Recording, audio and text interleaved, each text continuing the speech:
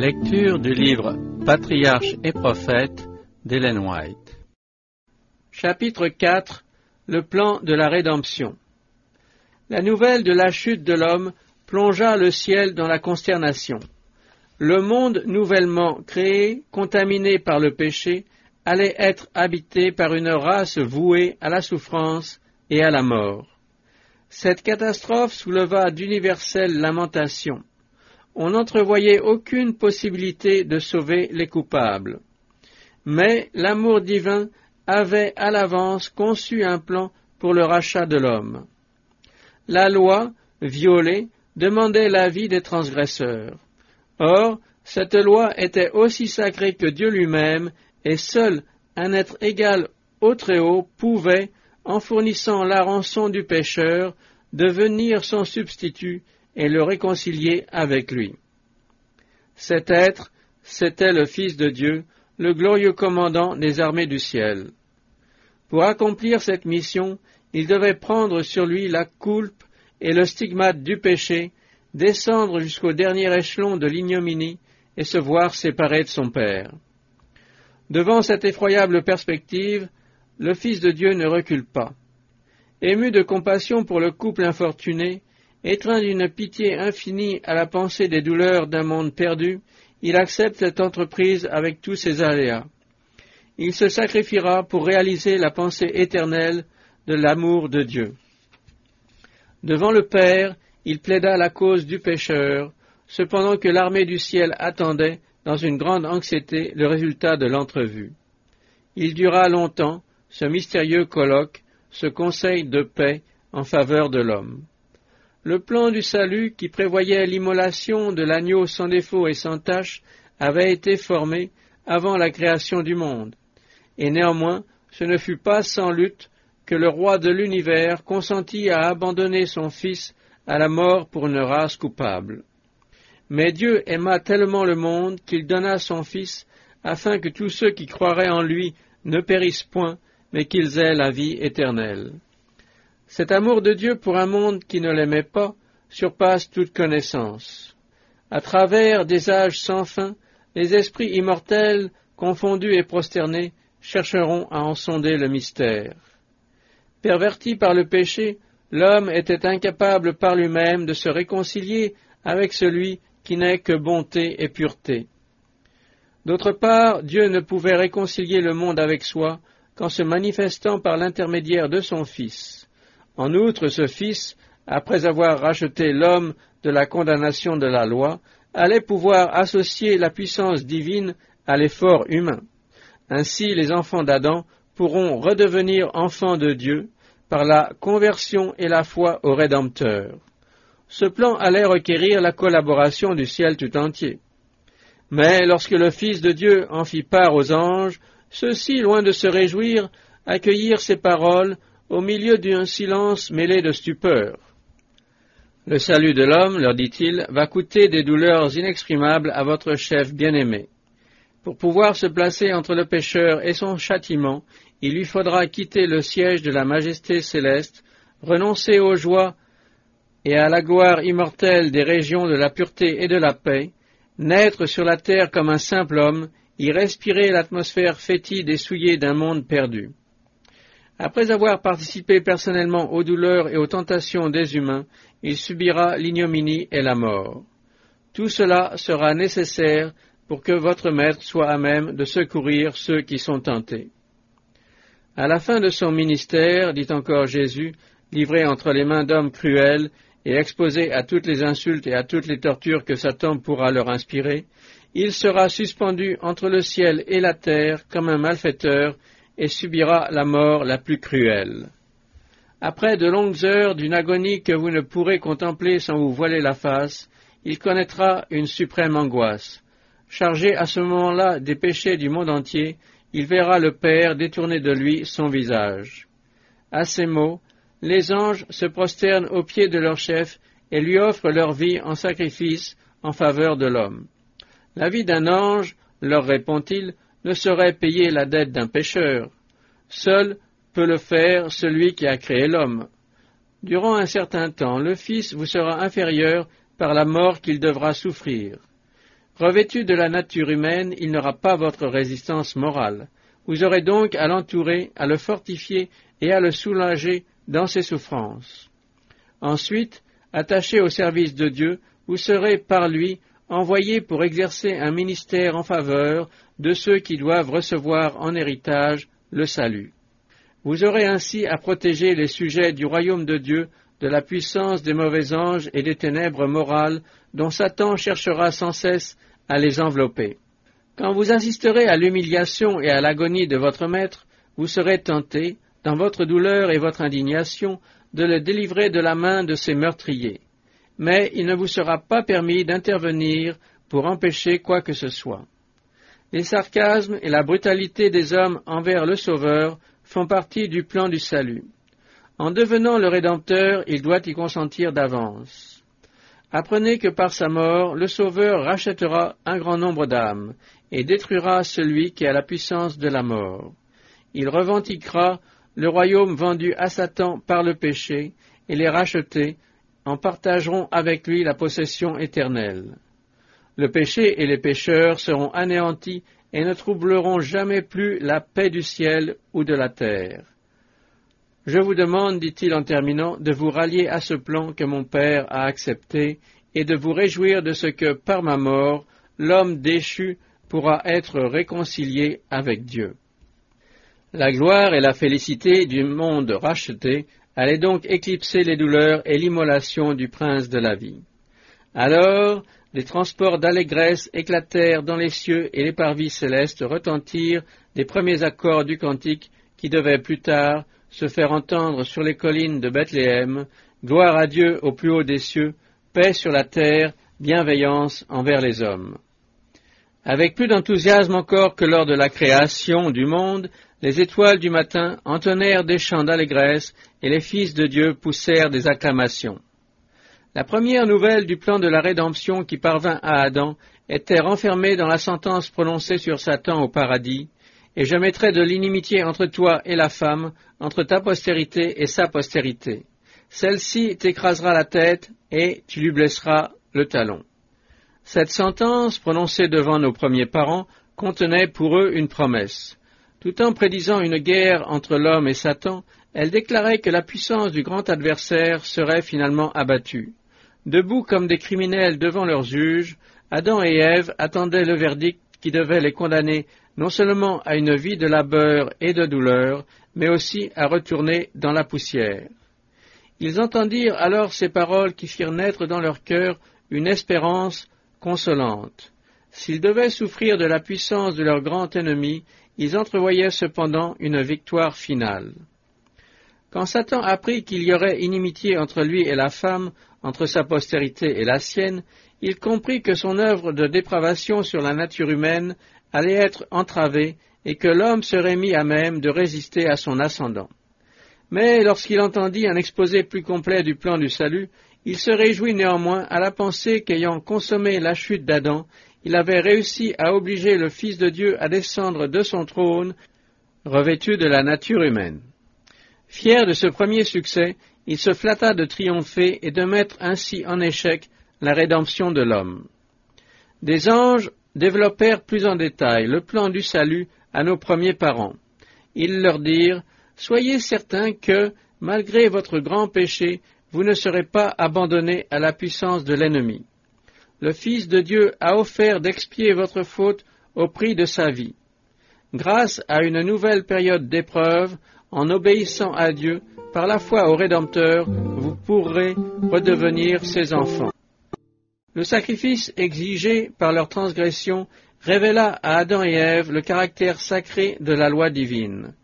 Mieux que jamais, ils virent la nature détestable du péché et de ses affreux résultats.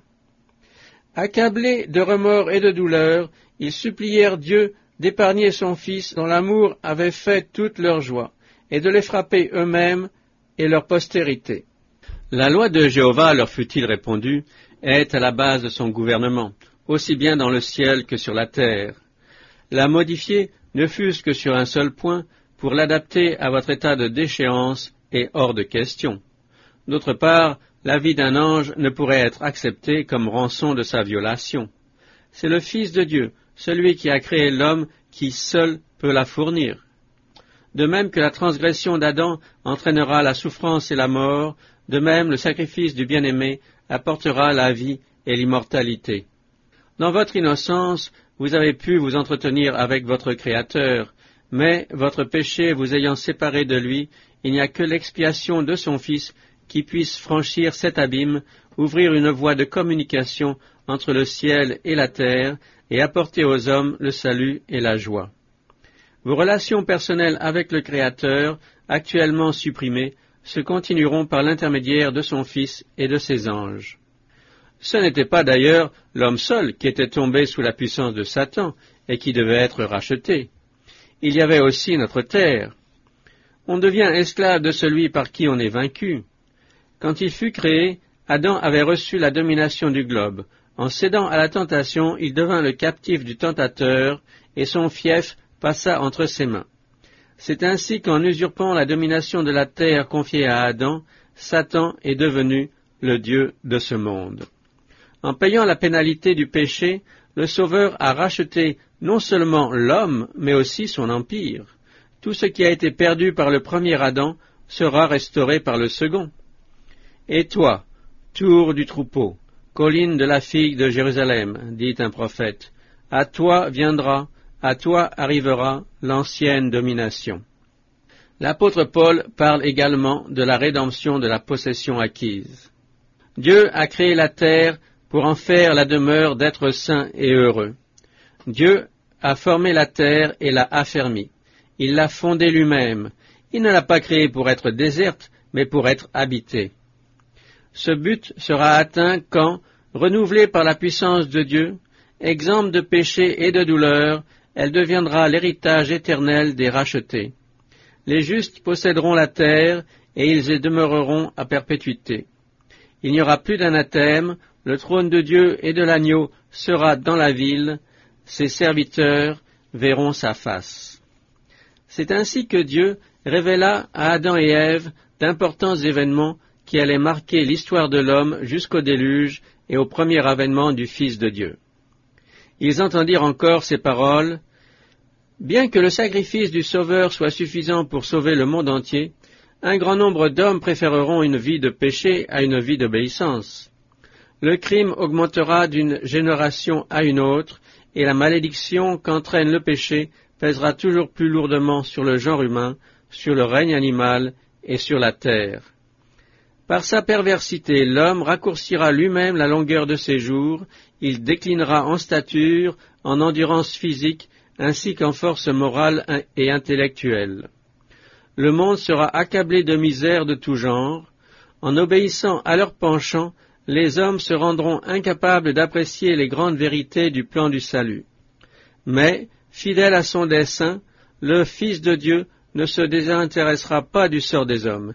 Il continuera de s'offrir à eux comme le refuge de la faiblesse et du malheur. Il suppléera aux besoins de tous ceux qui s'approcheront de lui avec foi.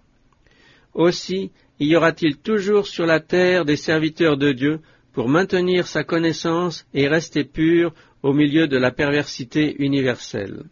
Pour rappeler constamment à l'homme le souvenir de son péché et lui donner l'occasion de confesser humblement sa foi en un Rédempteur futur, Dieu institua le rite des sacrifices. Le premier holocauste offert par Adam lui causa une douleur cuisante. De sa propre main, il dut ravir à un être la vie que Dieu seul pouvait donner. C'était la première fois qu'il voyait la mort qui, sans lui, n'eût jamais frappé les hommes ni les animaux. En égorgeant l'innocente victime, il frissonna à la pensée que son péché ferait couler le sang de l'agneau de Dieu.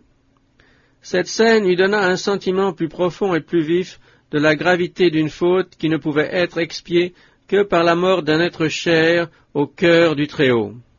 Puis, Adam s'émut devant la bonté infinie de celui qui consentait à offrir aux pécheurs une telle rançon. Une étoile d'espérance illumina dès lors l'avenir qui lui avait paru si lugubre et si désolé. Mais le plan de la rédemption avait un but bien plus vaste encore que le salut de l'humanité. Ce plan n'était pas seulement destiné à faire respecter la loi de Dieu par les habitants de notre petite planète. il s'agissait de justifier le caractère de Dieu devant les habitants des autres mondes. C'est à cela que le Sauveur faisait allusion quand il disait, immédiatement avant sa crucifixion, « C'est maintenant qu'a lieu le jugement de ce monde, maintenant le prince de ce monde va être jeté dehors, et moi, quand j'aurai été élevé de la terre, j'attirerai tout à moi. » La mort du Fils de Dieu allait rendre le ciel accessible aux hommes, mais elle allait aussi justifier devant tout l'univers l'attitude de Dieu et de son Fils concernant la révolte de Satan. Elle établirait la perpétuité de sa loi et révélerait la nature et les résultats du péché. Dès le début, le grand conflit a porté sur la loi de Dieu. Satan a prétendu que le Seigneur est injuste, sa loi imparfaite, et que le bien de l'univers exige sa révision. En l'attaquant, le grand rebelle visait à renverser l'autorité de son auteur. La suite du conflit montrera si les divins statuts sont défectueux et doivent être amendés, ou s'ils sont parfaits et immuables. Quand Satan fut expulsé du ciel, il résolut de faire de la terre son royaume. Si je séduis Adam et Ève, pensait-il, leur patrimoine passera entre mes mains, puisqu'ils m'auront choisi pour leur souverain. D'ailleurs, le péché ne pouvant être pardonné, Adam et ses descendants seront mes sujets légitimes, et le monde m'appartiendra. Son plan fut déjoué quand Dieu livra son Fils unique, égal à lui-même, en rançon pour le péché, ouvrant ainsi à l'homme la voie de la réconciliation et sa rentrée au paradis. Mais pour que la terre pût être arrachée aux griffes de l'usurpateur, il fallait que ce litige, ouvert dans le ciel, fût tranché sur le terrain même que l'adversaire réclamait comme sien. L'univers fut émerveillé en apprenant que le Fils de Dieu allait s'offrir en sacrifice pour sauver l'humanité. Celui qu'on avait vu passer à travers l'immensité de la création d'une étoile et d'un monde à l'autre, surveillant tout et assurant le bien-être de chacun, avait consenti à quitter sa gloire pour s'incarner dans la nature humaine. Ce projet mystérieux suscitait de profondes méditations chez les innocents habitants des autres mondes. Aussi, quand Jésus-Christ parut sur la terre sous une forme humaine, tous ces êtres le suivirent-ils, pas à pas, avec un intérêt palpitant, sur le chemin ensanglanté qui le conduisait de la crèche à la croix. On enregistra les moqueries et les insultes dont il fut abreuvé à l'évidente instigation de Satan. On suivit la marche de la lutte. On vit d'une part l'adversaire déversant sur l'humanité un flot de ténèbres, de deuil et de souffrance, d'autre part le Sauveur refoulant ce flot de toute l'énergie de son âme. On vit la bataille entre le bien et le mal devenir de plus en plus acharnée. Et lorsque le crucifié expirant sur la croix s'écria « Tout est accompli », dans tous les mondes, comme à travers le ciel, retentit un immense cri de victoire. On avait atteint l'issue du vaste conflit qui se poursuivait depuis tant de siècles. Le Fils de Dieu avait vaincu. Par sa mort, la grande question posée, le Père et le Fils pousseront-ils leur amour pour l'homme jusqu'au sacrifice, était désormais tranchée, et Satan s'était dévoilé sous son véritable caractère de menteur et de meurtrier. Par la manière dont il traitait les hommes soumis à sa puissance, on pouvait juger de l'esprit dans lequel, s'il en avait eu l'occasion, il aurait gouverné les êtres célestes. Aussi, est-ce d'une seule voix que dans tout l'univers fut exaltée l'administration divine. Si la loi de Dieu avait pu être changée, le salut de l'homme aurait été accompli sans le sacrifice du calvaire. Le fait que le Fils de Dieu a dû donner sa vie en faveur de l'humanité a prouvé que cette loi n'abandonne pas ses droits sur le pécheur. Il a été démontré que le salaire du péché, c'est la mort, et que la mort de Jésus a scellé le destin de Satan. Si la loi divine a été abolie à la croix, comme d'aucuns le prétendent, une conclusion s'impose. L'agonie et la mort du Fils de Dieu n'ont eu d'autre résultat que de donner raison à Satan, et ainsi le prince du mal a triomphé, et ses accusations contre le gouvernement divin ont été justifiées. Au contraire, le simple fait que Jésus-Christ a payé la peine du péché prouve d'une façon concluante et définitive que la loi divine est immuable, que Dieu est juste miséricordieux, prêt au sacrifice, et que sous son administration, entre le pardon d'une part et la justice infinie de l'autre, l'harmonie est parfaite.